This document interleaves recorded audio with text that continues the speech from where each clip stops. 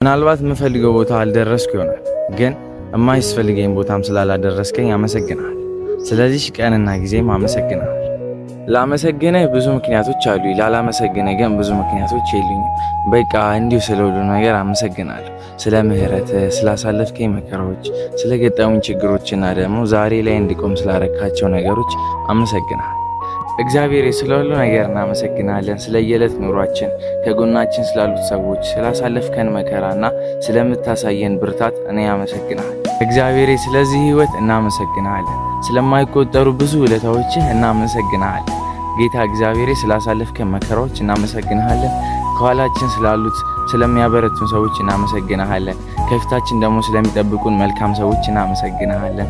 ክፉ ነገሮችን ደግሞ ከኛ ስለምታርቅ እናመሰግናለን። እግዚአብሔር ሆይ በጣም እናመሰግናለን። ይህ የኛ የምስጋና ቃል ነው።